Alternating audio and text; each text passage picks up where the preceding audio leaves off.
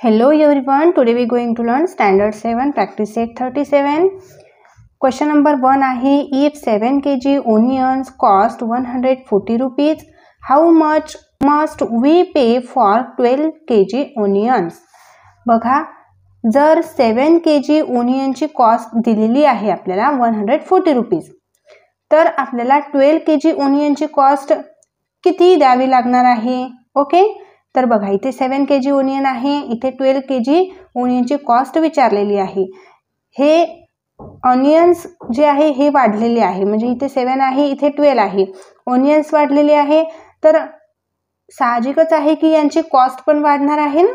Okay, 7 kg cost आहे 140, so 12 kg ओनियनची cost ही या 140 पेक्षा जास्तच येणार आहे. म्हणजे जेव्हा इथे एक व्हॅल्यू वाढत आहे तर त्याची सेकंड व्हॅल्यू पण वाढणारच आहे. असं आहे का की 7 kg ओनियन हे आपल्याला 140 रुपीजमध्ये मिळाले आणि 12 kg ओनियन हे 140 पेक्षा कमी रुपीजमध्ये मिळतील, असं तर होणारच नाही ना. बिकॉज इथे दोन्हीही क्वांटिटी ह्या वाढणार आहे सोबत सोबत. जेव्हा ओनियनची क्वांटिटी वाढणार आहे तेव्हा रुपीज पण वाढणार आहेत. ओके, मग जेव्हा दोन्हीही क्वांटिटी ह्या सोबत सोबत वाढतात तेव्हा ते डायरेक्टली प्रपोर्शनमध्ये येत असतात. डायरेक्टली प्रपोर्शन क्वांटिटी आहे किंवा डायरेक्टली व्हॅरिएशन एक्झाम्पल आहे असं आपण म्हणू शकतो. मग आपल्याला फाइंड काय करायचं आहे? 12 kg ओनियनची कॉस्ट फाइंड करायची आहे. जे आपल्याला फाइंड करायचं आहे ना त्याला एक्स कन्सिडर करायचा. सो इथे राईट करते मी, let the cost of 12 kg onion be x rupees. Okay, जी कॉस्ट आपल्याला फाइंड करायची आहे त्याला एक्स कन्सिडर करून घ्यायचं आहे. आणि हे एक्झाम्पल डायरेक्टली प्रपोर्शनलचे एक्झाम्पल आहे, हे इथे आपण राईट करून घेऊ. The weight of onion and its cost are in direct variation किंवा करून डायरेक्ट प्रपोर्शन आपण लिहू शकतो. Okay, variation proportion. ओके, ठीक आहे. जेव्हा वेट हे इन्क्रीज होणार आहे, 7 पासून 12 पर्यंत वेट हे इन्क्रीज झालेला आहे ओनियनचा, तर कॉस्ट पण इन्क्रीज होणार आहे. म्हणजे सोबतच दोन्ही क्वांटिटी ह्या सोबतच इन्क्रीज होणार आहे. म्हणून इथे आपण डायरेक्ट व्हॅरिएशन किंवा डायरेक्ट प्रपोर्शन राईट केलेला आहे. ओके, आता बघा इथे आपल्याला 7 kg ओनियनची कॉस्ट दिलेली आहे, तर मी इथे राईट करते. बघा इथे मी राईट केलेला आहे ओनियन आणि इथे राईट केलेला आहे cost. Onion first of all आपल्याला 7 kg दिलेले आहे. 7 kg ओनियनची कॉस्ट पण दिलेली आहे 140 आणि इथे 7 kg पासून किती वाढणार आहे? 12 kg ओनियनची कॉस्ट फाइंड करायची आहे. तर 12 kg ओनियन घेतले, इथे याची कॉस्ट आपण एक्स कन्सिडर केलेला आहे तर एक्स घेतलेली आहे. ओके, आता यांचं आपण इक्वेशन तयार करू. देअरफॉर इथे क्रॉस मल्टिप्लिकेशन करायचं आहे. 7 multiply by x, 7x is equal to 12 multiply by 140. Okay, हे आपलं इक्वेशन तयार झालेलं आहे. आता बघा इथे हा 7x सोबत मल्टिप्लिकेशनला आहे, याला आपल्याला इकडे अपोजिट साईडला शिफ्ट करायचा आहे, तर तो जाणार डिवायडेशनला.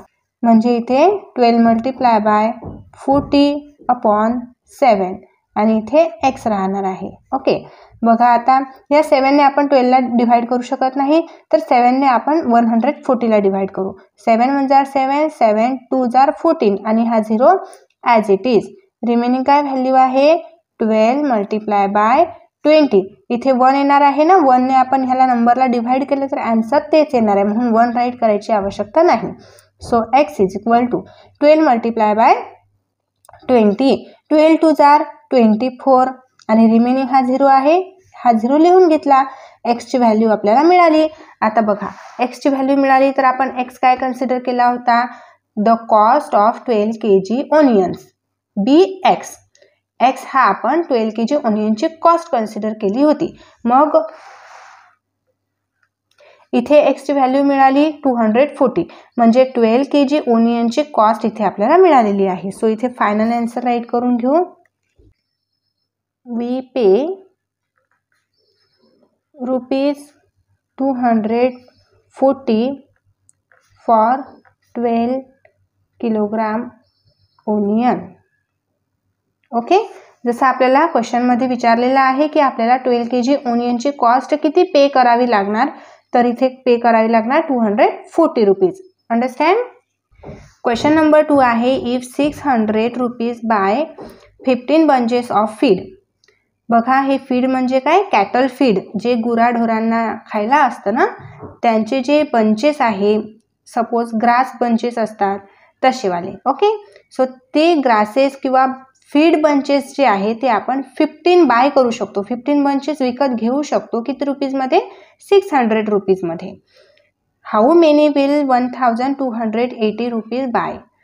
जर 600 रुपीजमध्ये 15 बंचेस आपण विकत घेऊ शकतो, तर 1280 रुपीजमध्ये किती बंचेस आपण विकत घेणार, हे आन्सर काढायचं आहे.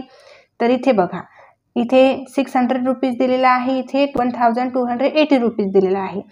ही क्वांटिटी वाढत आहे, इथून ही क्वांटिटी इथे वाढत आहे, तर ही क्वांटिटी पण वाढणारच आहे ना. ग्रेटर रुपीज म्हणजे जास्त पैशांमध्ये जास्त बंचेस विकत येणार आहे. अंडरस्टँड. म्हणजे दोन्हीही क्वांटिटी ह्या इक्वल वाढत आहे. जर फर्स्ट क्वांटिटी वाढत आहे तर सेकंड क्वांटिटी पण वाढणार आहे. म्हणजे हे एक्झाम्पल पण डायरेक्ट व्हॅरिएशनचं आहे. Understand.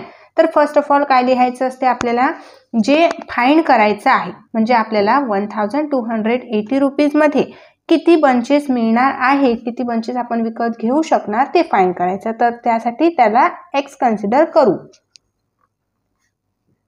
Late the rupees 1280 buy x bunches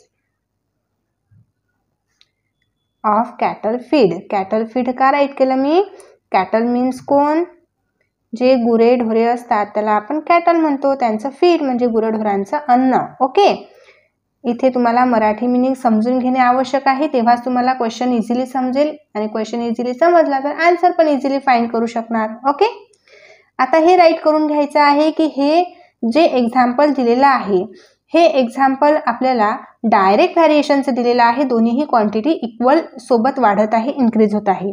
तर इथे राईट करून घ्यायचं. Okay, the cost of cattle feed and the number of bunches of cattle feed are in directly proportion. Okay, direct proportion किंवा direct variation हे right केलं तरीही चालेल. म्हणजे आपण इथे काय राईट केलेलं आहे, cost of the cattle feed आणि ऑफ द बंचेस हे सोबतच इन्क्रीज होत आहे, म्हणून ते डायरेक्ट प्रपोर्शनमध्ये आहे असं आपण राईट करून घेतलेलं आहे. आता इथे आपल्याला इक्वेशन तयार करायचं आहे. सो फर्स्ट ऑफ ऑल इथे रुपीज घ्यायचे आहे आणि बंचेस घ्यायचे आहे. So rupees upon bunches is equal to, rupees किती आहे, 600 रुपीज. या 600 रुपीजमध्ये किती बंचेस बाय करू शकतो आपण, 15 बंचेस इज इक्वल टू, आणि 1280 रुपीजमध्ये किती बंचेस बाय करू शकतो ते आपण एक्स कन्सिडर केलेला आहे, म्हणून एक्स राईट केला. आता इथे करायचं आहे क्रॉस मल्टिप्लिकेशन. इथे येणार आहे 600x 600 मल्टिप्लाय बाय एक्स, असं मल्टिप्लिकेशन साईन राईट करून पण आपण असं राईट करू शकतो. ठीक आहे. आणि इथे येणार आहे 1280 मल्टिप्लाय बाय 15. आता इथे हा 600 मल्टिप्लिकेशनला आहे, तर या 600ला अपोजिट साईडला शिफ्ट करायचं आहे, तर डिव्हायडेशनला जाणार. म्हणजे इथे काय राहणार आहे मग, एक्स. इथे इक्वल टू न लिहिता इथे इक्वल टू राईट करायचं आहे. ओके, तर इथे 1280 मल्टिप्लाय 15 अपॉन 600. ओके, 10 कॅन्सल होणार इथे डिनॉमिनेटर न्यूमरेटरमधील, आणि रिमेनिंग काय आहे 128 मल्टिप्लाय 15 अपॉन 60. ओके, आता इथे युनिट प्लेसला 8 आहे, इथे युनिट प्लेसला 0 आहे, तर इथे 2 ने डिवाइड होणार हे दोन्ही नंबर. सो 2 1 जा 2, 2 3 जा 6, आणि हा 0 ॲज इट इज.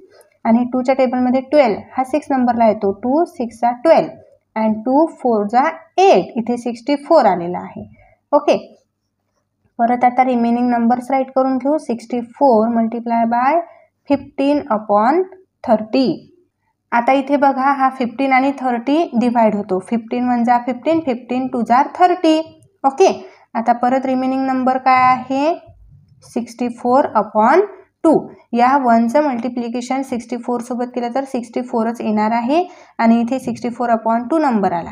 2ने ह्या 64ला डिवाइड होतो. 2 1 जा 2, 2 3 जा 6 आणि 2 4 जा 2 जा 4. म्हणजे आपल्याला x इथे मिळालेला आहे 32 आणि x आपण काय कन्सिडर केला होता 1280 रुपीजमध्ये किती बंचेस मिळणार आहे ते x कन्सिडर केला होता. तर आपल्याला 32 बंचेस मिळतील. ओके, हे फायनल आन्सर इथे आता राईट करून घेतलं. In 1280 rupees will buy 32 bunches of feed. Okay, example number 3 आहे. For 9 cows 13 kg 500 gram of food supplement are required every day. 9 काऊसाठी 13 kg 500 ग्राम फूड हे रिक्वायर्ड आहे प्रत्येक दिवशी. Okay, in the same proportion how much will be needed for 12 cows. त्याच प्रपोर्शनमध्ये 12 काऊजसाठी किती food supplement required आहे हे फाइंड करायचं आहे. बघा इथे 9 cows आहे, इथे 12 cows आहे. काऊजची क्वांटिटी इथे वाढलेली आहे म्हणजे फूड सप्लिमेंटची क्वांटिटी पण इथे वाढणार आहे. जर 9 काऊजसाठी 13 kg 500 ग्राम इतकं फूड सप्लिमेंट डेली यूज होत आहे, डेली रिक्वायर्ड आहे, तर 12 काऊजसाठी किती फूड सप्लिमेंट डेली रिक्वायर्ड असणार आहे. तर इथे ही फर्स्ट क्वांटिटी इन्क्रीज होत आहे तर सेकंड क्वांटिटी पण इन्क्रीज होणार आहे. बिकॉज काऊचं प्रपोर्शन वाढत आहे तर त्यांना यूज होणारं फूड सप्लिमेंट पण हे इन्क्रीज होणार आहे. म्हणजे हे डायरेक्टली व्हॅरिएशनचं एक्झाम्पल आहे. तर फर्स्ट ऑफ ऑल काय राईट करायचं आहे आपल्याला, या 12 काऊजचं किती फूड सप्लिमेंट रिक्वायर्ड आहे डेली एव्हरी डे. ओके, ते आपण x कन्सिडर करू. Let 12 cows need x kg of food supplement. 12 काऊजला x kg फूड सप्लिमेंट आवश्यक आहे, हे आपण इथे राईट केलेलं आहे. आता हे आपल्याला सांगायचं आहे की यामध्ये जे पण काही क्वांटिटीज आहेत ह्या क्वांटिटीज डायरेक्टली व्हॅरिएशन या फॉर्ममध्ये आहेत, डायरेक्ट प्रपोर्शनमध्ये आहेत. तर ते आपण इथे राईट करून घेऊ. तर इथे आपण राईट केलेलं आहे the number of काऊज and the quantity of food supplement R in direct proportion. Direct proportion म्हणजे काय, काऊजची क्वांटिटी वाढत आहे तर त्यांची फूड सप्लिमेंटची क्वांटिटी पण इन्क्रीज होणार आहे, म्हणून डायरेक्ट प्रपोर्शनमध्ये राईट केलेलं आहे. ओके, आता इथे आपल्याला हे इक्वेशन तयार करून घ्यायचं आहे. इथे काय दिलेलं आहे, फर्स्ट ऑफ ऑल काऊज आणि इथे फूड. तर काऊज इथे किती आहे 9 काऊजसाठी किती फूड सप्लिमेंट आवश्यक आहे 13.5. आता 13.5 का घेतलेला आहे बघा, इथे किती फूड आवश्यक आहे 9 काऊजसाठी 13 kg 500 ग्राम. तर ह्या 13 kg 500 ग्रामला मी डिसिमल फॉर्ममध्ये राईट केलेलं आहे. ओके, 13 kg 0.5 असं. ओके, म्हणून इथे 13 kg 0.5 घेतलेलं आहे इज इक्वल टू 12 काऊजसाठी किती फूड सप्लिमेंट आवश्यक आहे ते आपण इथे x कन्सिडर केलेलं आहे. आता इथे इक्वेशन तयार करण्यासाठी क्रॉस मल्टिप्लिकेशन करावं लागेल. सो इथे 9 multiply by x, 9x is equal to इथे येणार आहे 13.5 मल्टिप्लाय बाय 12. आता इथे हा 9 मल्टिप्लिकेशनला आहे, याला अपोजिट साईडला शिफ्ट केल्यानंतर काय राहणार, हा डिवायडेशनला जाणार आहे. म्हणजेच 13.5 मल्टिप्लाय 12 अपॉन 9 हा डिवायडेशनला घेतला आपण. ओके, आता आपल्याला काय करायचं, या 13.5 आहे इथे हा 13.5 मधील पॉईंट काढून टाकायचा आहे ना. तर बघा पॉईंट नंतर काय डिजिट आहे, 1 डिजिट आहे. 1 डिजिट आहे तर 10 ने मल्टिप्लाय करायचं. मग इथे आपण 10 ने मल्टिप्लाय केलं तर डिनॉमिनेटरला आपण 10 नंच मल्टिप्लाय करावं लागेल.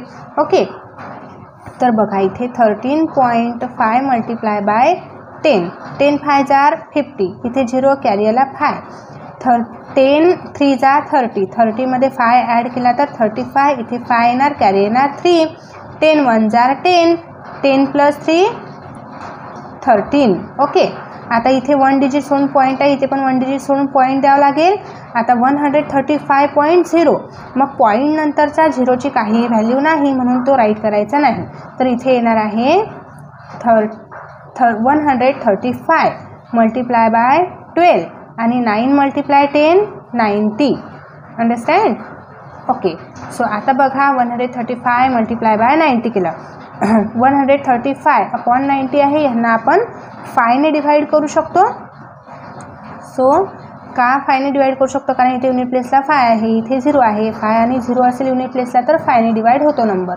5 1 जार 5, इथे 1 येणार आहे आणि 9 मायनस 5 केला तर इथे येणार आहे 4, मग 40 नंबर होईल. सो 5 8 जार 40, इथे 18 नंबर येणार. आता 5 ने आपल्याला 135ला डिवाइड करायचं आहे. सो 5 1 जार 5, 5 2 जार 10, 13 मायनस 10 इथे येणार आहे 3, मग 35 नंबर होईल. सो 5 7 जार 35. ओके. सो रिमेनिंग काय आहे ना, आता हे सर्व राईट करून घ्यायचं आहे.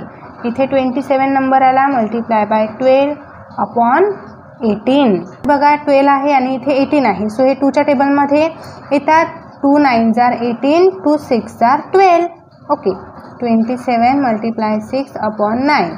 आता इथे आपण 9 ने 27ला डिवाइड करू शकतो. 9 1 जार 9, 9 3 जार 27. ओके. रिमेनिंग नंबर आहे 3 multiply by 6, 3 multiply by 6 18, 3 multiply by 6 आले इथे 18. सो आपल्याला एक्स मिळालेला आहे 18. ओके. इथे रिमेनिंग राहिलेले होते एक्स राईट करायचे, हे राईट करून घ्यायचे. ठीक आहे. सो इथे फायनल आन्सर आपण राईट करून घेतलेला आहे. 18 kg food supplement required for 12 cows. Okay. Example number 4 आहे, the cost of 12 quintals of soybean is 36,000 rupees. How much will 8 quintal cost. Okay. आपल्याला 12 क्विंटल सोयाबीनची कॉस्ट दिलेली आहे 36,000 रुपीज.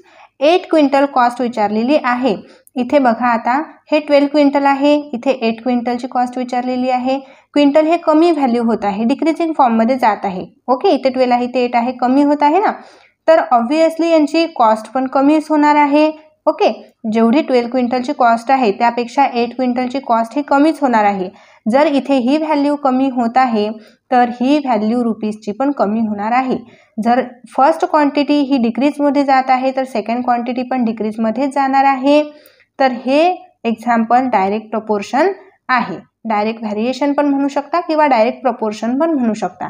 जर दोन्हीही क्वांटिटी सोबतच इन्क्रीज होत आहे किंवा दोन्हीही क्वांटिटी सोबतच डिक्रीज होत आहे तर ते एक्झाम्पल डायरेक्ट प्रपोर्शनचं आपण म्हणू शकतो. ओके.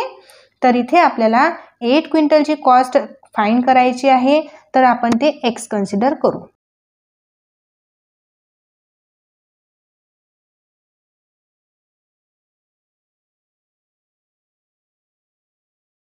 सो आपण इथे राईट करून घेतलेला आहे. Let the cost of 8 quintal of soybean be x rupees.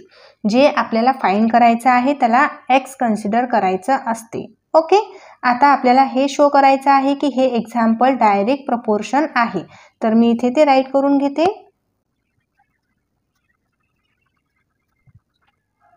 Okay.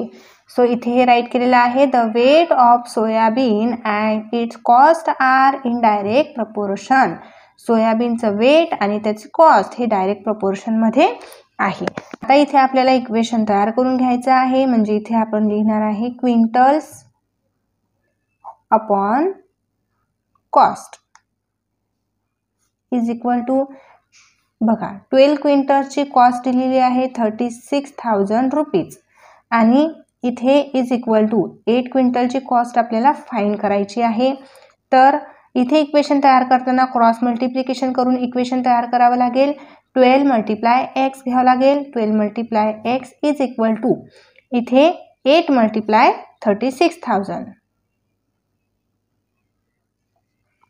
हा 12 अपोजिट साईडला शिफ्ट करायचा आहे, म्हणजे एक्स इथे राहिला पाहिजे आणि हा 12 नंबर साईडला शिफ्ट करायचा आहे.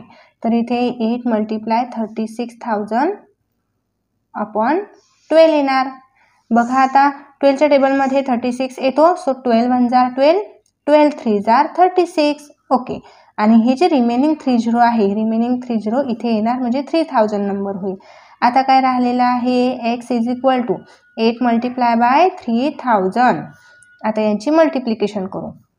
8 3 जार 24 आणि remaining 30 as it is write केले, म्हणजेच काय मिळालेली आहे आपल्याला 24,000.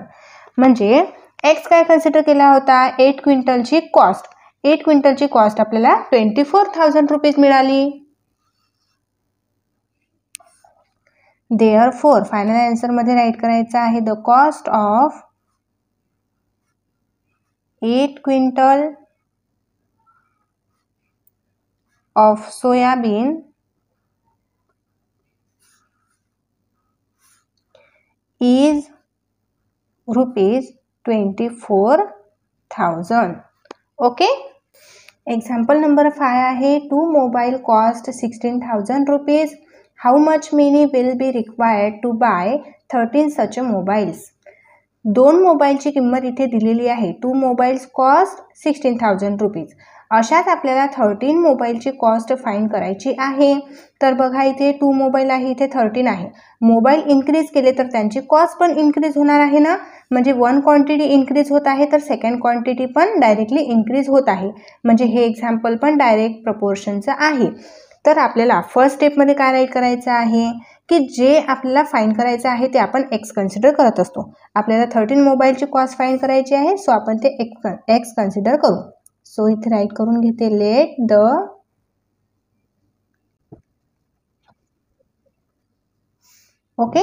Late the cost of 13 mobile be x rupees. हे आपण राईट केलेलं आहे. आता हे पण आपल्याला दाखवायचं आहे की हे डायरेक्टली प्रपोर्शनमध्ये आहे, ते पण राईट करून घ्यायचं आहे. The number of mobile and their cost are in direct proportion. Direct variation, direct proportion इक्वलच आहे. डायरेक्ट व्हॅरिएशन पण राईट केलं चालते, डायरेक्ट प्रपोर्शन हे राईट केलं तरी चालेल. ओके. जेव्हा इथे नंबर इन्क्रीज होत आहे, फर्स्ट क्वांटिटी सेकंड क्वांटिटी पण डायरेक्टली इन्क्रीज होत आहे, ज्यालाच म्हणतो आपण डायरेक्ट प्रपोर्शन. ठीक आहे. आता इथे आपण इक्वेशन तयार करून घेऊ. तर फर्स्ट ऑफ ऑल इथे राईट करायचं आहे मोबाईल. हे तुम्ही नाही राईट केलं ना तरी चालेल, हे समजण्यासाठी मी तुम्हाला राईट करून देत आहे. ही मोबाईलची क्वांटिटी इथे राईट करणार याच्या समोर आणि इथे राईट करणार कॉस्ट. मोबाईल किती आहे 2 मोबाईल किती कॉस्ट आहे 16,000 rupees. Okay.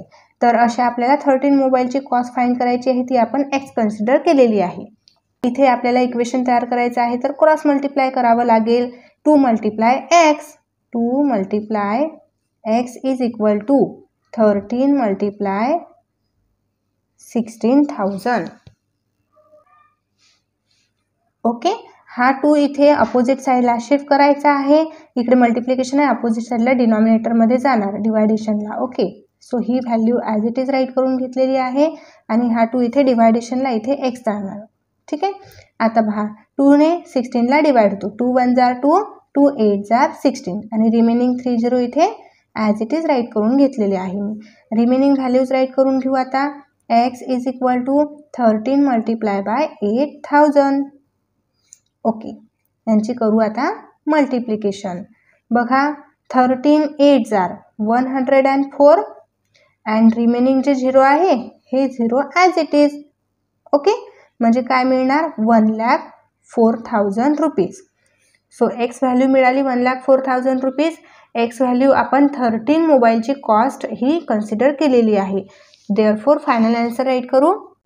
Therefore the cost of 13 mobiles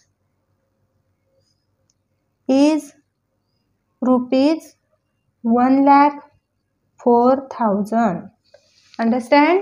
so dear students, इथे आपला प्रॅक्टिस सेट कंप्लीट होतो. हा प्रॅक्टिस सेट तुम्हाला नीट समजला असेल तर तुमच्या मित्रांना नक्कीच शेअर करा, व्हिडिओला लाईक करा आणि आपल्या चॅनलला सबस्क्राईब पण नक्कीच करा. भेटूया आपण लगेच नेक्स्ट व्हिडिओमध्ये. बाय.